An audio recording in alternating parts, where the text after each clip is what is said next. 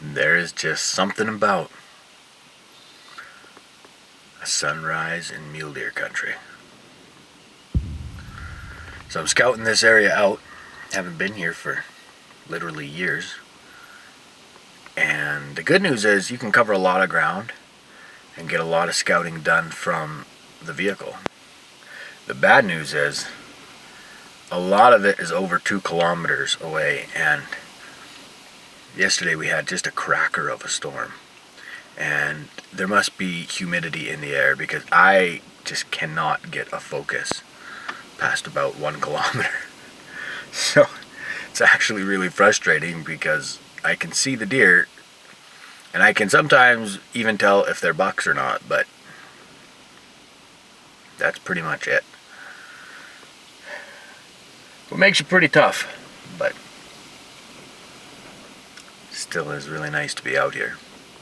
I got a lot of lessons left to learn, but I'm not even close. Through my inhibition, I've become quite sure that I love you the most. So Dana has this saying, when there's frost on the pumpkin, it's time for Dinky Dunkin'. And I always wanted some kind of saying like that about me scouting mule deer. Something about when the canola is yellow, Jeffrey becomes a scouting fellow or something. I wasn't sure. Then Dan said, when the canola is in blossom, the scouting is awesome. And I think that's the one I'm gonna stick with. For anyone who's watched our show over the years, you've likely seen some of the success we've had chasing mule deer around the country with our bows in late summer. And you've likely noticed that Jeffrey always seems to be the centerpiece of that success. I may not know a better archery mule deer hunter than Jeffrey, but I also don't know anybody who puts in as much time and effort scouting as he does.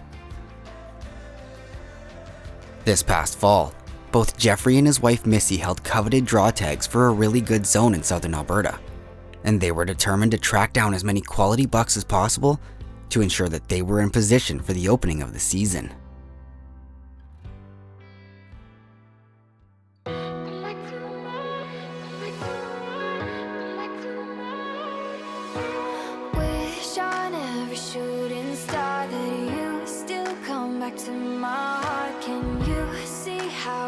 So far, hope you still come back to my heart. Didn't mean to hurt you bad, only did those things so that I could make a little room for us. I wish on every shooting star that you still come back to my heart.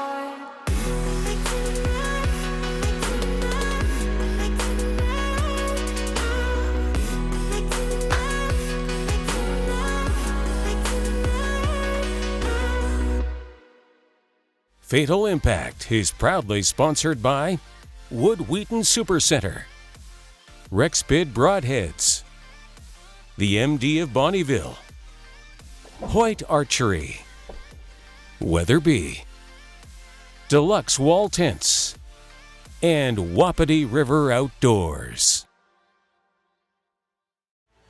This segment of Fatal Impact is brought to you by Wood Wheaton Supercenter, a proud supporter of our outdoor heritage. Well, we are about 5 hours in to opening day. And I know what you're thinking.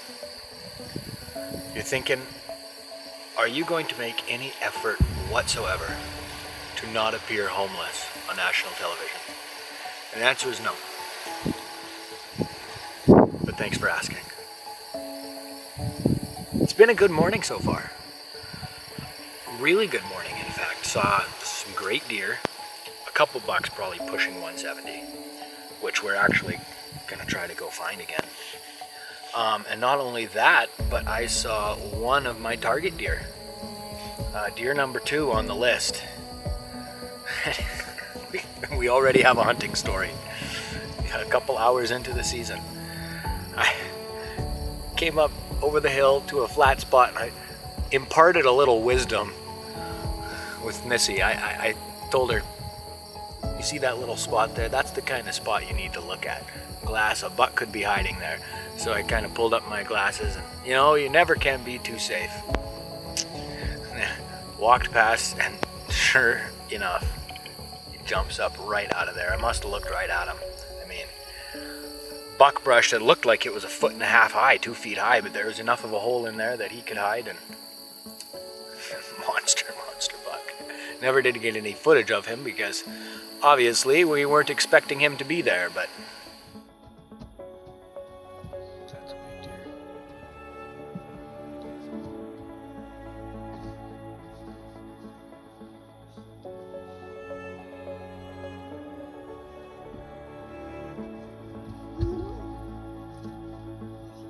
That's a wide deer down there. Well, now I'm awake. I just stepped on a badger hole. And I hear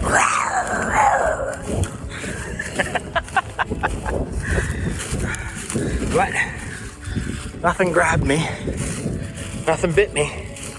So I guess no harm, no foul. So good news and bad news.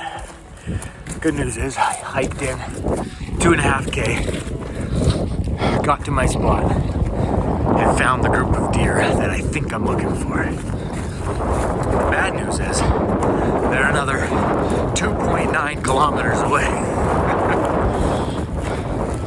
Oh well, my legs still feel fresh this morning, so up and at 'em.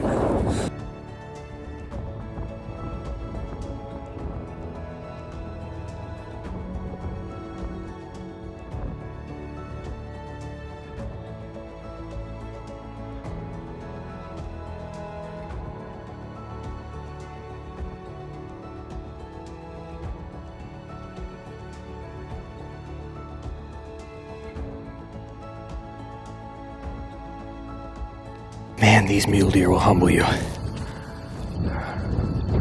Good night.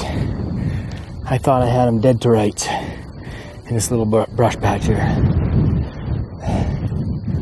Decided to circle him. He just wasn't there. I wonder if he just went straight out into this wheat field. It's the only place that makes sense because I circled the other side. Boy, they'll make you feel humble, that's for sure. Make you look silly. While working his way into the wheat field in search of this buck, Jeffrey stumbled on a bull elk bedded in the crop and decided to have some fun with him before continuing on his way.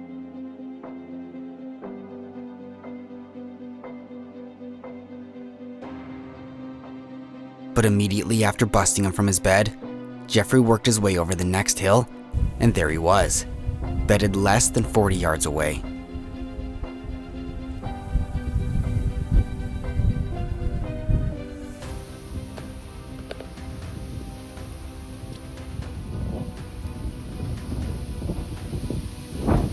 I am 38 yards from this deer. I didn't realize it was him. I saw the backs and I thought that was main beams. I thought it was the little buck. I literally just walked right up to this deer. This is the craziest thing ever. That's a giant buck and I'm 38 yards away and I just walked here accidentally.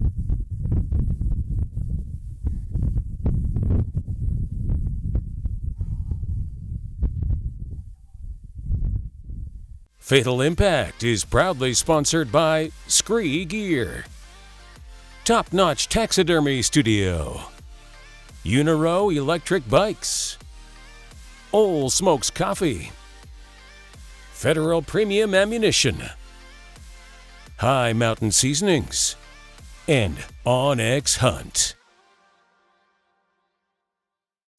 This segment of Fatal Impact is brought to you by the MD of Bonnyville.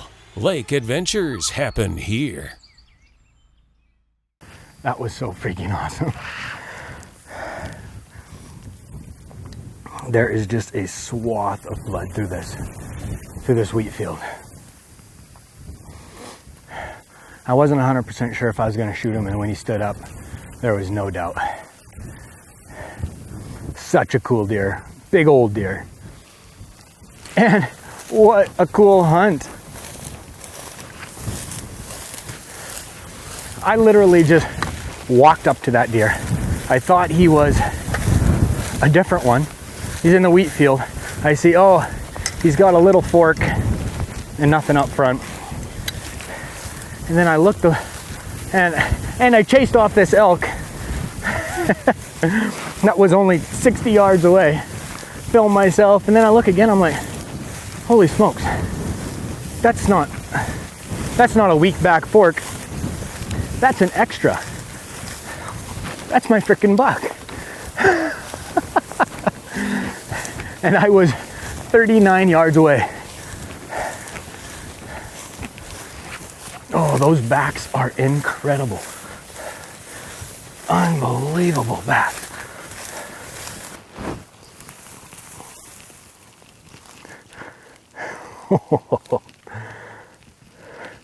Wow.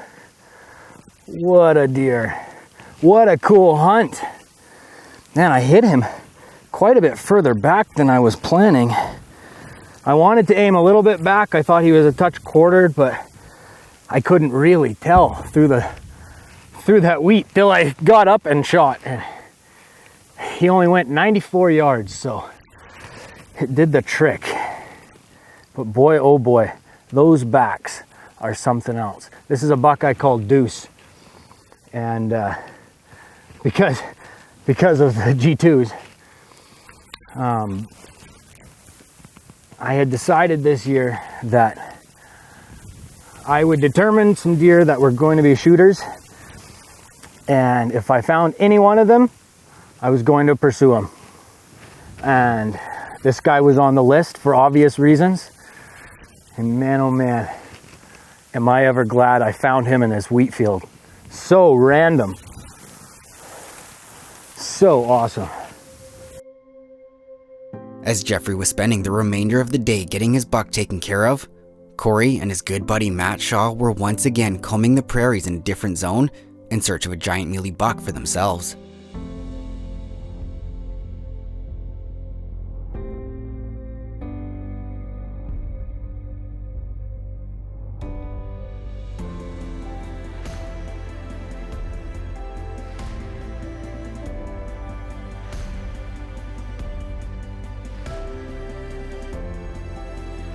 Cory only had a short window of time to find and kill a deer this year, and on the second day of their hunt, they managed to stumble onto an incredible deer bedded in a perfect location for a stalk.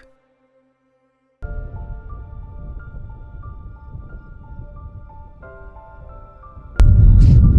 so we're 80 yards away from the great big deer we found the other night in the field. He's bedded down with another deer, so we're gonna creep over the hill, see if we can get close enough and see if we can get a shot at him. They got nice wind today, so we should be in pretty good shape. So give it a try.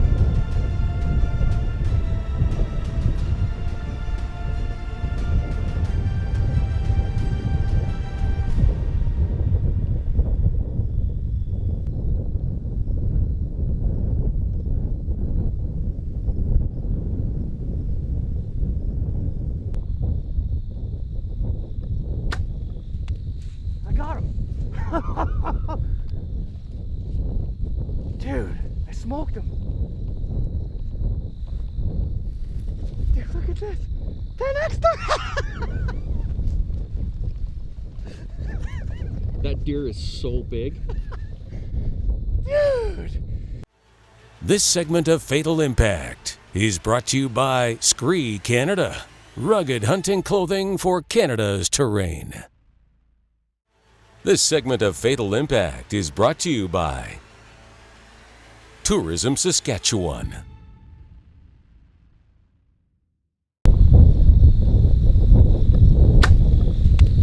I got him.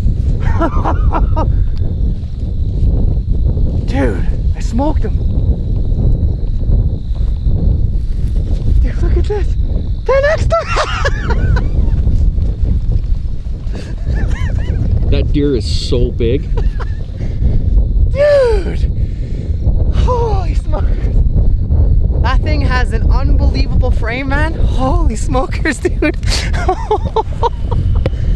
just 10x'd them at 52 yards. I have no idea. I was trying to get out. I just got the camera zoomed in. That's okay. Oh, just hard shot him. He is right there. He's dead right there, man. Hard shot him at 52 yards in the wind. Look at his antlers sitting there.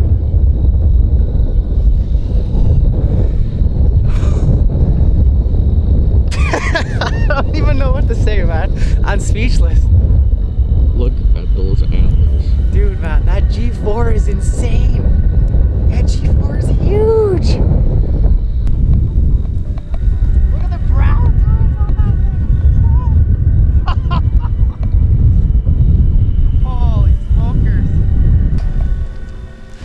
Well, I can't thank Matt Shaw enough for having me out. We seem to exchange whitetail hunts for mule deer hunts, but as of right now, he's on the short end of the stick. This is a world-class mule deer, that's for sure. When Matt sent a video of him, to me the day before I got up here, he said, dude, I found a great big deer about 2 miles away. All I could see was big back forks and a gigantic front fork. And that was from a long ways away. And couldn't find him the next day. Didn't find him this morning. We actually were stalking some other deer this morning and they busted out, and we come over the next hill basically. And this guy was laying there with 3 other bucks. And we crawled into 52 yards, had a nice little rock in the way we kind of hid behind. And I think it was just under an hour. He stood up and I drew my bow. I didn't think he was gonna give me a shot, but luckily he did. And this is the end result right here. An absolute tank of a mule deer. Like, I am so happy with this thing. Last year I shot a great mule deer, and this one is even better. It's insane. Thanks again, Matt. I appreciate it. 100%, man. Like, it even has bladed brow tines. Like, what? I've never. Usually when you get a nice wide deer, he doesn't have everything. This deer's got everything. A split, brow tines, big G4s, big back forks. He's got everything a guy needs.